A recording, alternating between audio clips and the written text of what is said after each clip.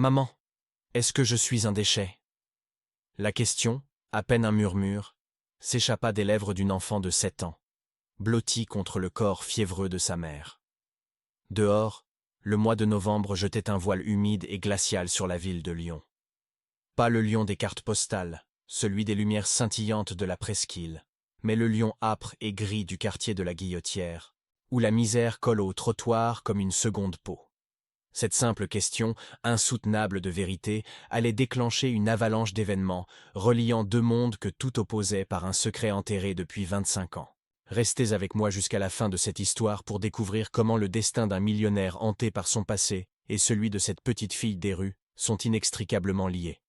Après avoir tout vu, dites-moi dans les commentaires quelle note, de 0 à 10, vous donneriez à ce récit.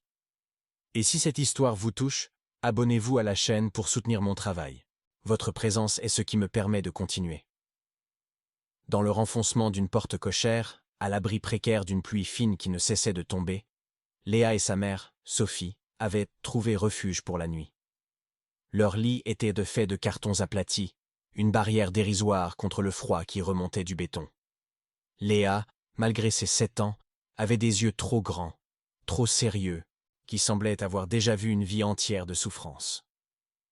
Elle serrait contre elle son unique trésor, un lapin en peluche aux poils usés et rêches, qu'elle appelait Pompon. C'était tout ce qui lui restait de son père. Un souvenir tangible d'une époque où la vie n'était pas une lutte pour survivre à la prochaine nuit. Sophie frissonna, moins à cause du froid que de la fièvre qui la consumait.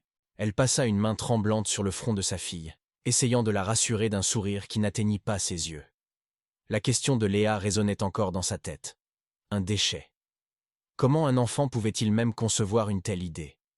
C'était le reflet brutal de leur réalité, des regards fuyants des passants, des portes qui se fermaient, du sentiment d'être invisible, ou pire, d'être une nuisance.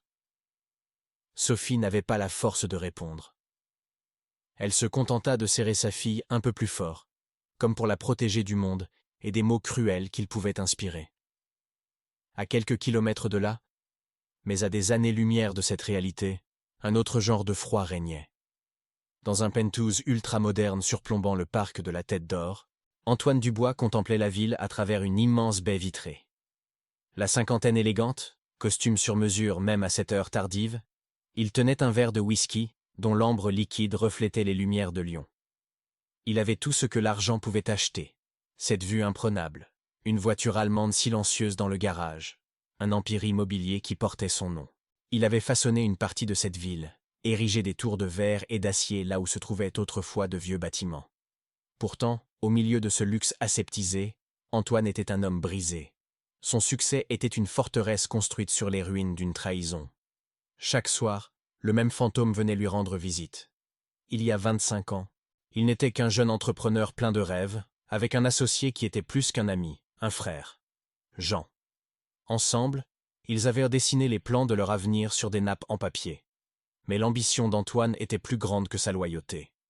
Quand un investisseur plus puissant, plus impitoyable s'était présenté, Antoine n'avait pas hésité. Il avait évincé Jean brutalement, sans un regard en arrière. Cette poignée de main avait scellé sa fortune et condamné son âme. Aujourd'hui, il était seul. Divorcé d'une femme qui ne supportait plus son absence, éloigné de ses propres enfants qui ne voyaient en lui qu'un distributeur de billets, il passait ses nuits à dialoguer avec ses regrets. Le whisky ne parvenait plus à étouffer la voix de sa conscience.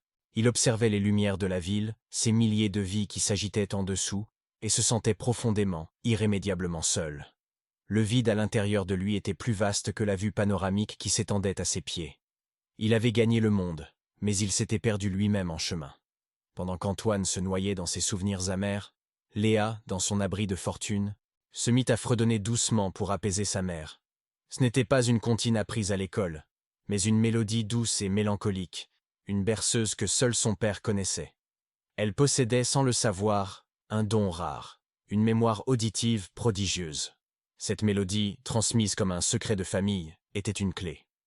Une clé dont elle ignorait l'existence, et qui pouvait ouvrir une porte que le millionnaire, dans sa tour d'ivoire, croyait condamnée à jamais. Deux âmes perdues dans la même ville, une enfant qui se demandait si elle avait une valeur, et un homme qui avait tout mais ne valait plus rien à ses propres yeux.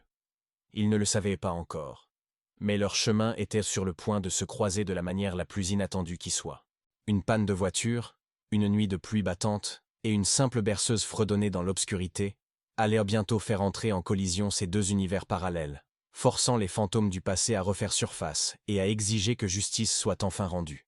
Le plan secret du destin était déjà en marche. Et ce plan ne se tramait pas dans les bureaux feutrés d'Antoine, mais dans les rouages invisibles de la ville où un autre homme de pouvoir tissait sa toile. Cet homme, c'était Bernard Lemaire. Aux yeux de Lyon, Lemaire était un saint laïque.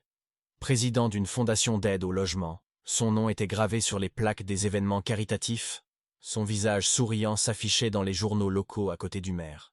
Il parlait avec éloquence de dignité, de solidarité, de la nécessité d'offrir un toit à chacun. Mais derrière les portes closes, Lemaire était un prédateur au sang-froid. Sa fondation n'était qu'une façade sophistiquée pour blanchir de l'argent et mener une spéculation immobilière d'une rare agressivité. Son modèle économique était simple et cruel. Racheter à vil prix des immeubles insalubres, puis utiliser un arsenal de manœuvres légales et d'intimidation pour en expulser les locataires les plus précaires. Une fois les lieux vidés de leur humanité, il les rénovait à grands frais pour les revendre avec des profits astronomiques. Il était le mâle en costume-cravate, celui qui serrait des mains devant les caméras le matin et signait des ordres d'expulsion l'après-midi, sans jamais laisser la moindre trace de remords troubler son sommeil. Ce que personne ne savait, c'est que la famille de Léa avait été l'une de ses toutes premières victimes.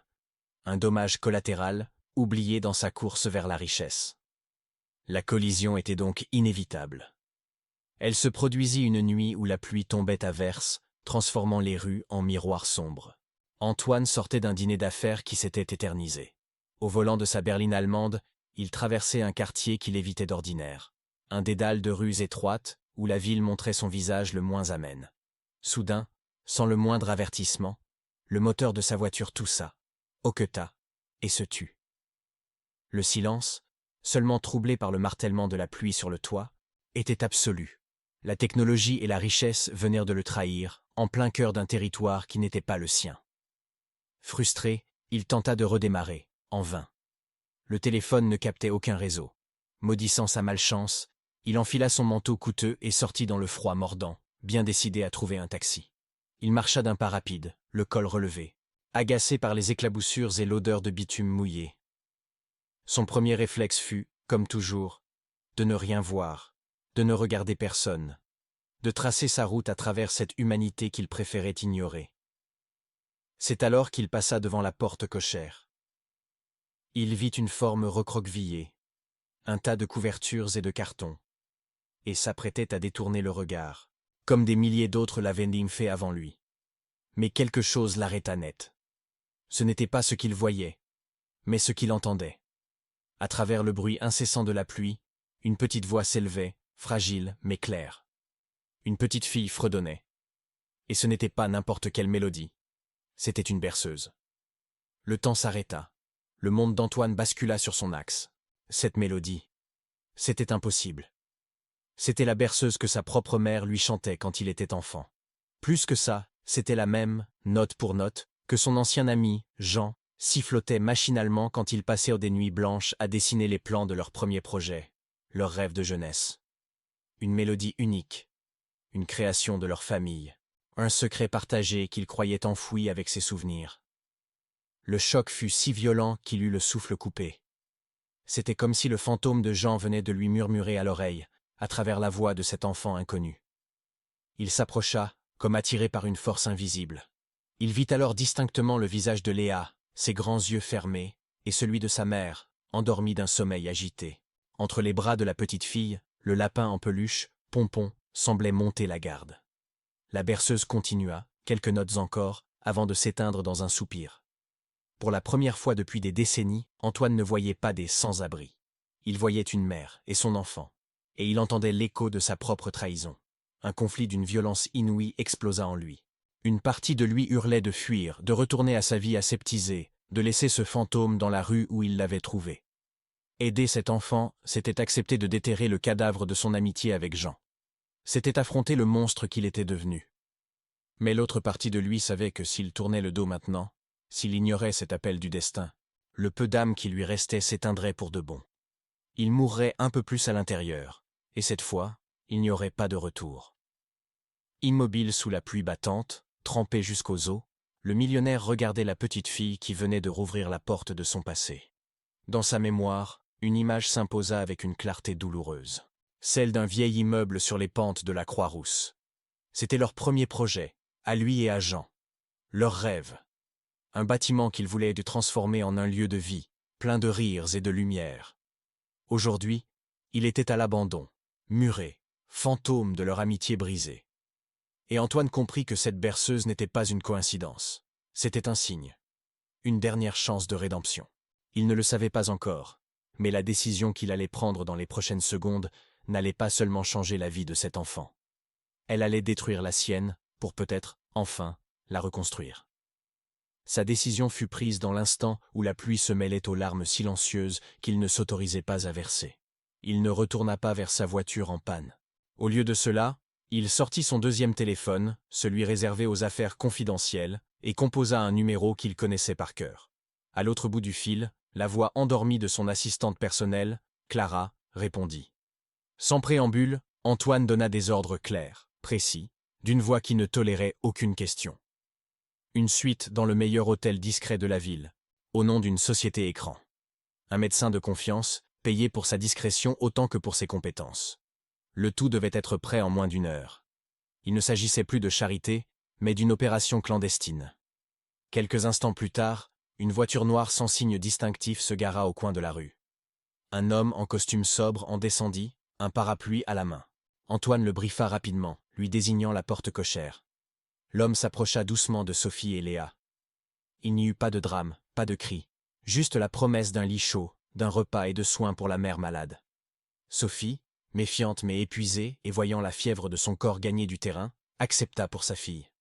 Léa, à moitié endormie, serra Pompon contre elle et suivit sa mère sans un mot, ses grands yeux fixés sur la silhouette d'Antoine qui restait dans l'ombre, à distance, simple spectateur de son propre plan secret. Une fois Sophie et Léa installées dans la suite luxueuse, le contraste fut saisissant. Le silence feutré de la chambre remplaça le bruit de la pluie, la chaleur du chauffage central chassa le froid humide des os. Pour la première fois depuis des mois, Léa dormit dans de vrais draps, son lapin en peluche posé sur un oreiller en plume. Sophie, elle, fut immédiatement examinée par le médecin qui diagnostiqua une pneumonie sévère, mais traitable. Antoine paya tout, en espèces, par l'intermédiaire de son homme de confiance, s'assurant que son nom n'apparaisse nulle part. Il pensait avoir tout contrôlé. Il croyait pouvoir réparer son passé depuis les coulisses, comme on gère un investissement à risque. Mais il avait sous-estimé la portée des ténèbres qu'il avait lui-même contribué à créer. Bernard Lemaire avait des yeux et des oreilles partout où l'argent et la misère se croisaient. La nouvelle lui parvint par un simple coup de fil d'un directeur d'hôtel qui lui devait quelques faveurs.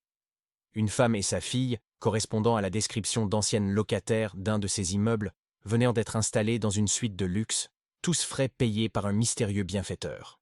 Pour Lemaire, ce n'était pas un acte de générosité. C'était une anomalie dans son système parfaitement huilé. Une anomalie potentiellement dangereuse. Et quand ses informateurs lui rapportèrent que la voiture d'Antoine Dubois était tombée en panne cette nuit-là, dans ce même quartier, il comprit immédiatement. Le téléphone d'Antoine sonna 2 jours plus tard. La voix de Lemaire était mielleuse, faussement amicale. « Antoine, mon ami, j'ai appris que tu avais eu quelques soucis de voiture l'autre soir. J'espère que tout va bien. » Antoine sentit un frisson glacial parcourir son échine. « Tout va bien, Bernard. Un simple contretemps. »« Tant mieux, tant mieux. Dis-moi, j'ai aussi entendu une rumeur étrange. On dirait que tu t'es pris d'affection pour une cause perdue. Une femme et sa fille qui vivaient dans la rue. C'est noble de ta part, vraiment. Mais tu sais, certaines personnes sont dans la rue pour une bonne raison. Des parents indignes, des problèmes d'alcool, de drogue. Les services sociaux sont si pointilleux de nos jours. Ce serait dommage qu'une enfant soit retirée à sa mère à cause d'une bonne intention mal placée, n'est-ce pas? La menace était à peine voilée, mais d'une clarté terrifiante. Le maire ne se contentait pas de le surveiller. Il était prêt à utiliser l'appareil d'État, les services sociaux, pour détruire cette famille une seconde fois et pour envoyer un avertissement à Antoine. Le message était simple. Reste à ta place. Le lendemain, un appel d'un de ses partenaires commerciaux confirma la menace. Un projet immobilier majeur, sur lequel Antoine travaillait depuis des mois, venait d'être mis en suspens à cause d'un problème administratif inattendu à la mairie. Un problème que seule une personne ayant les relations de le maire pouvait créer. Antoine comprit alors la nature du combat. Chaque pas qu'il ferait pour sauver Léa et sa mère serait un pas vers sa propre destruction professionnelle. Le maire le tenait. Il pouvait ruiner sa réputation, saboter ses affaires et briser la vie de cette mère et de cette fille avec un simple coup de fil. Le piège était parfait. Pour la première fois de sa vie, le millionnaire se sentit impuissant. Poussé dans ses retranchements, il décida de rendre visite à Sophie à l'hôtel. Elle allait mieux, la fièvre était tombée, et même si la fatigue marquait encore ses traits, une lueur de vie était revenue dans ses yeux. Il se présenta comme un simple philanthrope anonyme, curieux de connaître son histoire pour mieux l'aider. Sophie, d'abord réticente, finit par se confier. Elle ne se plaignit pas. Elle raconta, d'une voix calme et digne, l'histoire d'un amour brisé par la cupidité. Elle parla de son mari, Jean, un petit entrepreneur brillant, un créatif, un homme qui voyait la beauté là où les autres ne voyaient que des ruines. Il avait un rêve, celui de rénover de vieux immeubles pour en faire des logements abordables et pleins de charme. Il avait un associé au début, un ami, un frère. Mais cet ami était parti. Puis un autre homme était entré dans la vie de Jean. Un investisseur charismatique et plein de promesses. Un certain Bernard Lemaire. À l'évocation de ce nom, Antoine sentit le sol se dérober sous ses pieds. Il écouta, le visage impassible, tandis que son monde intérieur s'effondrait. Sophie raconta comment Lemaire avait méthodiquement volé les idées de Jean, détourné les fonds, et l'avait acculé à la faillite par des manœuvres juridiques complexes. Jean s'était battu, mais il avait fini brisé, escroqué, dépouillé de tout ce qu'il avait construit. Il était mort quelques années plus tard d'une crise cardiaque, le cœur usé par le stress et le sentiment d'injustice. Il n'a jamais revu son premier associé, ajouta Sophie, le regard perdu dans le vague. Celui qui l'a abandonné. Je me demande parfois ce qu'il est devenu. Jean disait toujours qu'il avait une bonne âme, mais qu'il était dévoré par l'ambition. Ces derniers mots frappèrent Antoine avec la force d'un poing en plein visage. Il était cet homme. Celui qui avait une bonne âme, mais qui l'avait vendu pour l'ambition. Il réussit à garder un masque de neutralité, posant quelques questions supplémentaires pour ne pas éveiller les soupçons. Mais à l'intérieur, un barrage venait de céder. La culpabilité n'était plus une voix lointaine, c'était un océan glacial qui menaçait de l'engloutir. Il quitta l'hôtel ce jour-là en étant un homme différent. La mission n'était plus une simple tentative de racheter une faute anonyme. Elle avait désormais un nom, un visage. C'était pour Jean. C'était pour Léa. La guerre contre Bernard Lemaire devint son unique obsession. Il transforma son penthouse luxueux en quartier général. Les nuits blanches passées à contempler la ville avec un verre de whisky furent remplacées par des nuits passées à éplucher des documents, entouré des meilleurs avocats et enquêteurs privés que son argent pouvait s'offrir. Il ne dormait presque plus, alimenté par une rage froide et un besoin viscéral de justice. L'enquête révéla rapidement que l'escroquerie de Jean n'était pas un acte isolé. C'était le prototype, la première pierre d'un empire bâti sur la misère. Antoine et son équipe mirent au jour un système tentaculaire de sociétés écrans, de prête-noms et de transactions immobilières frauduleuses. Lemaire était un artiste de la criminalité en col blanc. Il exploitait chaque faille du système, utilisant sa fondation comme une lessiveuse pour l'argent sale et comme un bouclier pour sa réputation. Des dizaines, peut-être des centaines de familles avaient subi le même sort que celle de Jean, expulsées, ruinées, effacées pour que Lemaire puisse construire ses immeubles de luxe. Antoine accumula les preuves, des relevés bancaires offshore, des témoignages d'anciens employés terrorisés, des actes notariés falsifiés. Il avait de quoi faire tomber Lemaire pour ses crimes actuels, de quoi l'envoyer en prison pour des années. Mais il lui manquait l'essentiel, la preuve originelle. Le document qui liait Lemaire directement à l'escroquerie de Jean, 25 ans plus tôt. Sans cela, sa rédemption serait incomplète. Il aurait détruit le monstre, mais n'aurait pas honoré la mémoire de sa première victime. Les archives de l'époque étaient introuvables, les documents probablement détruits. L'affaire semblait être une impasse. Épuisé et frustré, il se permit une pause. Il retourna voir Léa et Sophie, qui avaient été déplacées dans un appartement discret et sécurisé. Sophie reprenait des forces de jour en jour, Mais c'était Léa qui semblait le plus s'inquiéter pour lui. Elle le voyait fatigué, les traits tirés. Un après-midi, alors qu'il était assis sur le canapé, perdu dans ses pensées, la petite fille s'approcha et posa sa tête sur ses genoux, serrant toujours son lapin Pompon. « Tu es triste à cause du méchant monsieur ?» demanda-t-elle d'une petite voix. Antoine fut surpris. Il n'avait jamais parlé de Lemaire devant elle. Mais les enfants sentent les choses. Il lui caressa les cheveux. « Oui, un peu. C'est un homme qui a fait beaucoup de mal à des gens bien. » Léa resta silencieuse un instant, puis dit « Papa aussi, il se battait contre les méchants. Il disait qu'il fallait toujours garder les secrets en sécurité. » Antoine la regarda, intrigué. « Les secrets. Quel genre de secrets ? » « Ben, les secrets importants, » répondit-elle comme si c'était une évidence. Il avait une boîte à secrets, une boîte en métal. Il disait que c'était son trésor, avec tous ses papiers de super-héros dedans. Il l'a caché avant qu'on parte de la maison. Le cœur d'Antoine s'arrêta de battre. Une boîte. Une boîte en métal. Où ça, Léa ? Où était cette maison ? Sur la colline où ça grimpe beaucoup, dit-elle. Là où on voit toute la ville. La Croix-Rousse. C'était là. Dans le vieil immeuble qu'ils devaient de rénover ensemble. Leur premier projet. L'appartement que Jean occupait avant que tout ne s'effondre. Mais l'immeuble était muré depuis des années, propriété d'une des sociétés de Lemaire. Y entrer était impossible. Alors qu'il réfléchissait à cette impasse, son regard se posa sur le lapin en peluche que Léa câlinait. Pompon. Le seul souvenir de son père. Il avait vu cet objet des dizaines de fois, mais ce jour-là, il remarqua un détail. Une couture sur le côté du lapin semblait plus épaisse, moins régulière que les autres. Poussé par une intuition soudaine, il demanda doucement « Léa, je peux regarder Pompon une minute ?» La petite fille hésita, puis lui tendit son trésor. Antoine palpa délicatement le flanc du lapin. Il sentit une petite bosse dure et anguleuse sous le rembourrage usé. Ce n'était pas du coton. C'était du métal. Avec une infinie précaution, utilisant un petit couteau de son porte-clés, il décousit quelques points de la couture. Ses doigts tremblaient légèrement. Il plongea 2 doigts dans l'ouverture et en sortit une petite clé en laiton, noircie par le temps. Il la tint dans la paume de sa main. Ce n'était pas une simple clé. C'était la clé de la boîte à secrets, la clé de la vérité, la clé de son passé. Jean, dans un dernier acte de prévoyance, avait caché la preuve de sa trahison et la clé pour la retrouver dans l'objet le plus innocent qui soit, le confiant à la garde de sa fille. Antoine leva les yeux vers Léa, qui le regardait avec une confiance absolue. Il comprit alors que le sacrifice serait inévitable. Pour utiliser cette clé, il devrait enfreindre la loi. Pour révéler la vérité sur Lemaire, il devrait révéler sa propre faute au grand jour. Il devrait se tenir devant le monde et dire « J'ai été le premier à le trahir ». C'était le prix à payer. Perdre sa fortune, sa réputation, tout. Pour une petite clé en laiton tenue dans la main d'un enfant. Et pour la première fois, ce prix lui parut dérisoire.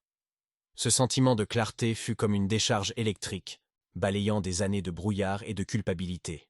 Antoine ne perdit plus une seconde. La nuit même, il mit son plan à exécution. Il contacta un ancien spécialiste de la sécurité, un homme qui lui devait une faveur datant de l'époque où les affaires se faisaient encore dans des zones grises. L'ordre était simple. Ouvrir une porte dans un vieil immeuble de la Croix-Rousse et sans laisser de traces. Juste une fenêtre de 30 minutes, au cœur de la nuit. Quelques heures plus tard, Antoine se tenait devant le fantôme de son passé. L'immeuble de la Croix-Rousse était encore plus délabré qu'il ne l'imaginait. Les fenêtres étaient murées, la porte d'entrée cadenassée et couverte de graffitis. C'était le mausolée de son amitié avec Jean. L'homme de main, silencieux et efficace, neutralisa la vieille serrure en moins de 2 minutes. Une porte grinça, libérant une odeur de poussière, de temps figé et de regret. Antoine pénétra seul à l'intérieur, armé d'une simple lampe torche. Le faisceau de lumière dansait sur des meubles recouverts de draps blancs, transformés en spectres immobiles. Chaque craquement du plancher semblait faire écho aux rires et aux disputes passionnées qu'il avait partagées ici avec Jean. Il revoyait son ami, le visage illuminé par l'enthousiasme, lui montrant sur un plan où se trouverait la bibliothèque, comment la lumière inonderait le salon le matin. C'était plus qu'un appartement, c'était le cœur de leur rêve. Se fiant aux indications de Léa et à ses propres souvenirs, il se dirigea vers la chambre principale. Papa disait qu'il fallait toujours cacher les trésors là où tout le monde regarde, mais personne ne voit, avait ajouté la petite fille. Antoine balaya la pièce du regard. La cheminée. Bien sûr. Jean avait toujours été fasciné par les passages secrets et les cachettes d'enfants. Il s'agenouilla et passa la main le long des briques. L'une d'elles bougea légèrement sous la pression. Il la retira, révélant une petite cavité sombre. À l'intérieur, couverte de toiles d'araignée, se trouvait une boîte en métal, du genre de celle où l'on rangeait des biscuits autrefois. Il inséra la petite clé en laiton. Elle tourna avec un déclic sec qui résonna dans le silence de mort. Le cœur battant, il souleva le couvercle. À l'intérieur, les documents étaient parfaitement conservés, protégés de l'humidité par une fine couche de cire. Il y avait tout. L'acte de société original, signé de leurs deux noms, prouvant que Jean était cofondateur à parts égales. Les relevés de compte montrant les transferts d'argent de leur société commune vers une entité inconnue, une des premières sociétés écrans de Lemaire. Et, par-dessus tout, une lettre. Une lettre manuscrite de Jean, adressée à lui, Antoine. Il la lut à la lueur de sa lampe, les mains tremblantes. Ce n'était pas une lettre de haine, mais une lettre d'une tristesse infinie. Jean y décrivait comment il avait compris la trahison, non seulement celle de Lemaire, mais aussi celle, silencieuse, d'Antoine. « Je ne sais pas pourquoi tu m'as laissé tomber, Anto. Je sais seulement que l'homme que tu es devenu n'est pas celui avec qui j'ai rêvé de bâtir des mondes. J'espère qu'un jour, tu retrouveras ton chemin. Je te pardonne. Mais n'oublie jamais ce que nous voulions être. » Antoine s'effondra contre le mur, la lettre à la main, brisée. Le pardon de Jean était plus douloureux que n'importe quelle accusation. Il resta là un long moment, seul dans le noir avec les fantômes de ses choix. Puis, une nouvelle détermination, froide et tranchante comme l'acier, s'empara de lui. Il ne s'agissait plus seulement de sauver Léa ou de se racheter. Il s'agissait d'honorer la mémoire de l'homme qu'il avait abandonné. Le lendemain, son enquêteur privé lui apporta la nouvelle qu'il attendait. Dans 3 jours, la Fondation Lemaire tiendrait son gala de charité annuel à l'Hôtel de Ville de Lyon. Le point d'orgue de la soirée serait la remise de la médaille de la ville à Bernard Lemaire, en personne, par le maire, pour son inestimable contribution à la communauté. C'était l'occasion parfaite, une scène publique, devant toute l'élite politique et économique de la ville. Le théâtre idéal pour faire tomber les masques. Antoine passa les 3 jours suivants à préparer sa dernière bataille. Il ne s'agissait pas de violence, mais de vérité. Il fit numériser chaque document de la boîte de Jean. Il contacta discrètement un technicien vidéo qui travaillerait au gala, lui offrant une somme qui changerait sa vie en échange de quelques minutes de contrôle sur l'écran géant derrière la scène. Il rédigea ce qu'il allait dire, non pas comme un procureur, mais comme un homme confessant ses péchés. Le soir du gala, l'hôtel de ville scintillait de 1000 feux. Les invités, vêtus de leurs plus beaux atours, sirotaient du champagne en échangeant des sourires polis. Bernard Lemaire était au centre de toutes les attentions, rayonnant, serrant des mains, acceptant les félicitations avec une humilité feinte. Il était au sommet de son monde, intouchable. Pendant ce temps, Antoine se tenait à l'arrière de la salle, une ombre parmi les lumières. Il n'avait pas mis de smoking, mais un simple costume sombre, comme s'il venait à un enterrement. Celui de sa propre vie, peut-être. Personne ne le remarquait encore. Le maire monta sur scène, commença son discours élogieux sur Lemaire. Cet homme au grand cœur, ce pilier de notre cité. Les applaudissements éclatèrent. Lemaire se leva, le visage fendu d'un large sourire, et se dirigea vers la scène pour recevoir sa médaille. C'était son moment de triomphe. Il ne savait pas encore que ce serait aussi le moment de sa chute. Antoine fit un signe discret au technicien. Le plan secret du millionnaire était sur le point d'être révélé au grand jour. Au moment précis où la main du maire s'approchait de l'épaule de Lemaire pour lui agrafer la médaille, l'écran géant derrière eux grésilla. L'image souriante du philanthrope fut remplacée par un document jauni, un acte de société portant 2 signatures, Jean Martin et Antoine Dubois. Un murmure parcourut la salle. Les invités, confus, cherchèrent la source de cette interruption. Puis, une voix s'éleva, calme mais amplifiée par le système de sonorisation. Ce n'était pas la voix du maire. C'était celle d'Antoine, qui s'était avancé depuis le fond de la salle et tenait un micro. Tous les regards se tournèrent vers lui. « Ce document que vous voyez, commença-t-il, sa voix ne tremblant pas, est la naissance d'un rêve, le rêve de 2 jeunes hommes qui voulaient construire des foyers, pas des empires. L'un de ces hommes s'appelait Jean Martin. C'était mon meilleur ami. C'était mon frère. Il marqua une pause, laissant le poids de ses mots s'installer. Le maire, sur scène, s'était figé, son sourire se transformant en un rictus de panique. « Et je l'ai trahi », continua Antoine. « J'ai abandonné cet homme et notre rêve pour l'argent, pour le pouvoir. J'ai été le premier maillon d'une chaîne de misère que je n'ai compris que trop tard. Ma lâcheté a ouvert la porte à un monstre. » Sur l'écran, les documents défilaient, projetés en gros plan. Les relevés bancaires frauduleux, les ordres de virement vers les sociétés écrans. Chaque diapositive était une nouvelle preuve, un nouveau clou sur le cercueil de la réputation de Bernard Lemaire. « L'homme que vous vous apprêtez à honorer ce soir, » dit Antoine en fixant le maire droit dans les yeux, a bâti sa fortune sur les ruines de la vie de Jean. Il l'a escroqué, l'a poussé à la faillite, et a continué. Il a perfectionné sa méthode sur des dizaines, des centaines d'autres familles. Sa fondation n'est qu'une façade pour blanchir l'argent volé à ceux qu'il prétend aider. Il achète la misère pour la revendre au prix du luxe. Le silence dans la salle était total, absolu. On aurait pu entendre une épingle tomber.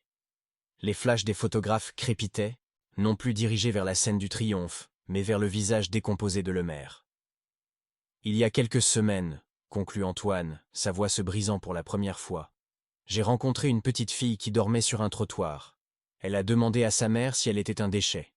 Cette petite fille, c'est la fille de Jean Martin, la preuve vivante du crime originel de cet homme. » Il désigna alors la première rangée. Sophie et Léa étaient assises là, dignes, silencieuses. Elles ne pleuraient pas. Elles regardaient simplement la justice, enfin, se rendre. Ce n'était pas un spectacle, mais une réparation. Le maire tenta de balbutier une protestation. Mais les mots ne sortirent pas. Il était nu, exposé devant l'élite même qu'il avait si longtemps manipulée. Le maire, blême, recula d'un pas, laissant tomber la médaille qui rebondit sur le sol avec un bruit dérisoire. Quelques instants plus tard, 2 policiers en civil entrèrent discrètement dans la salle et se dirigèrent vers la scène. L'Empire Lemaire s'effondra comme un château de cartes. L'enquête qui suivit mit au jour des décennies de fraude et de corruption. Bernard Lemaire fut arrêté, et son nom, autrefois synonyme de charité, devint celui de la honte. Pour Antoine, les conséquences furent tout aussi radicales. Sa confession publique le ruina. Ses partenaires commerciaux l'abandonnèrent, sa réputation fut détruite. Il perdit son penthouse, ses voitures, son statut. Il perdit tout ce que le monde considérait comme une réussite. Mais en perdant tout cela, il gagna quelque chose d'inestimable, la liberté. Le poids qui écrasait son âme depuis 25 ans s'était enfin envolé. Avec le peu d'argent qui lui restait, il fit une seule et unique chose. Il racheta le vieil immeuble abandonné sur les pentes de la Croix-Rousse, le fantôme de son amitié avec Jean. Avec l'aide d'une association de quartier et de quelques anciens artisans qui se souvenaient de Jean, il passa l'année suivante à le rénover, non pas pour en faire des appartements de luxe, mais des logements sociaux, dignes et lumineux. Il offrit le premier appartement, celui que Jean avait jadis occupé, à Sophie et Léa. Il ne chercha jamais à remplacer leur père ou leur mari. Il devint autre chose, un ami, un soutien discret, un oncle de cœur pour Léa. Lentement, timidement, il reprit également contact avec ses propres enfants. Pour la première fois, il ne virait plus en lui un distributeur de billets, mais un homme. Un homme faillible, certes, mais un homme qui avait eu le courage de tout perdre pour faire ce qui était juste. La dernière scène de cette histoire ne se déroule pas dans un gala fastueux, mais dans la cour intérieure de l'immeuble rénové, un après-midi de printemps. Le soleil baigne les murs de pierre, des enfants jouent et des jardinières débordent de fleurs. Antoine est assis sur un banc, à côté de Léa. Elle ne fredonne plus la berceuse. Elle lui en apprend doucement les paroles, une à une. Il écoute, attentif, répétant après elle avec un sourire qu'il n'avait pas eu depuis des décennies. Un sourire vrai. Il avait perdu une fortune, mais il avait retrouvé une âme. Il avait compris que la vraie valeur d'un homme ne se mesure pas à la hauteur des tours qu'il construit, mais à la profondeur des fondations qu'il est capable de réparer. Et que parfois, il suffit d'une simple question d'enfant, murmurée dans le froid de la nuit, pour nous forcer à affronter les fantômes que l'on croyait endormis pour toujours, et à trouver enfin le chemin du retour vers soi-même. Si cette histoire vous a touché, si elle a résonné en vous d'une manière ou d'une autre, abonnez-vous à la chaîne pour soutenir mon travail. Je promets de continuer à vous apporter des récits qui, je l'espère, parlent au cœur. Et avant de partir, dites-moi dans les commentaires, sur une échelle de 0 à 10, quelle note vous donneriez à ce voyage? Votre avis est précieux, et je lis chacune de vos réponses. Merci d'avoir été là.